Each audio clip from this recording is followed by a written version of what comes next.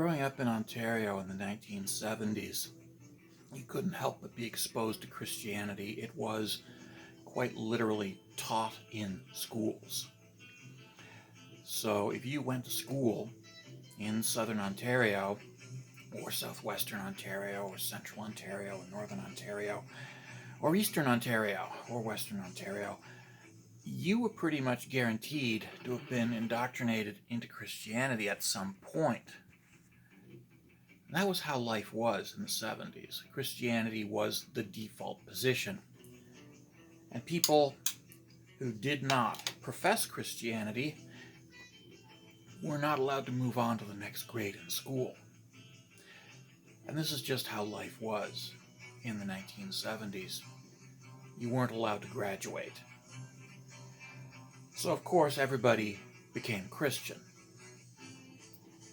Of course there was also no other cultural influence to fall back on, so really nobody knew about any other religion beyond Christianity. So we were all Christians. And this continued until well into the 1980s, when I graduated from high school and lived out in the real world. And then I was exposed to my first ever non-Christians. And I was quite shocked. I was shocked by just how normal, ordinary, and human these people were. And how decidedly non-scary they were. These were not naked savages living in grass huts, engaging in casual cannibalism while they waited for Jesus to come along and save them.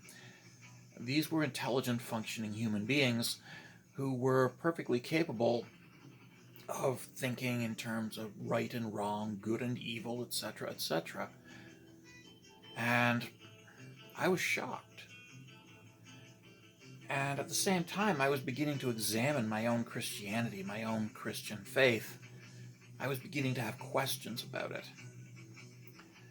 And yeah, by the mid to late 80s, I was really starting to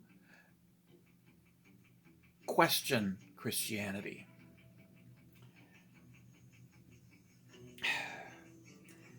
And before 1990, I had essentially converted.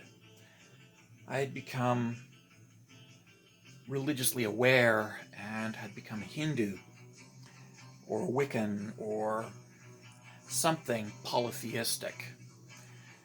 I'd adopted the idea that the gods were more than just one, and they didn't want me to spend my life grinding my face into the floor of a church in order to appease them. They wanted me to live life. So I became a pagan, a polytheist.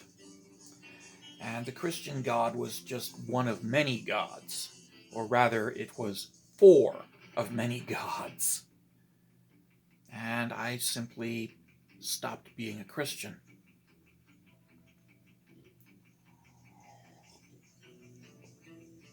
And so for many, many years thereafter, I remained a polytheistic pagan devoted to the goddess and all of her children. And so, yeah, that was my big adventure into religious conversion. Of course, the older I got, the more intensely I looked at religion, until I arrived at the point where I realized the entire pagan Wiccan complex was really no better than Christianity itself. At which point, I did finally arrive at atheism. But it took a while to get there. And the fun thing about atheism is that it's not scary either. It's just the acceptance of the fact that there's not enough evidence for the existence of the gods to justify believing in the gods. It's simply the acceptance of observable reality.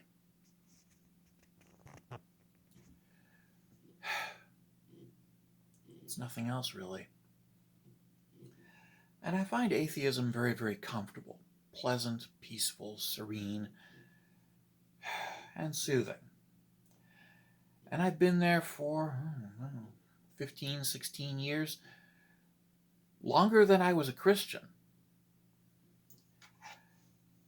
The fact of the matter is that I'm not going back to Christianity. I have no reason to go back to Christianity. But having escaped from Christianity, I just don't find there's any real reason to go back to it. It was degrading, humiliating, and miserable. And nobody should have to live like that. Nobody should have to live with the constant belief in their own intrinsic worthlessness. I mean, that's a pretty horrifying thing to inflict upon a child. The idea that you are worthless garbage and you deserve to be tortured forever, and the only way you can escape is to grovel to our magical God in the sky. It's pretty disgusting, really.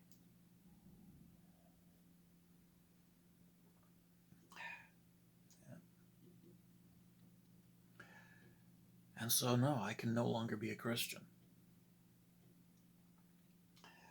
Not without some very, very, very, very compelling evidence, which doesn't seem to exist. I mean, I've been debating with Christian fundamentalists as well as Christian moderates for years, and they have consistently failed to provide good, solid evidence to support their contentions. And if that particular religion gives you comfort, you're more than welcome to cling to it. But I won't be joining you. Okay?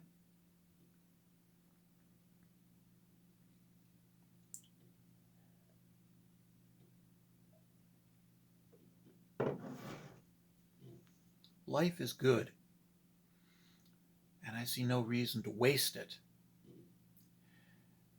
groveling to a magical, invisible sky father that professes to love me through the voice of people who plainly hate me. It just makes no sense. Take care.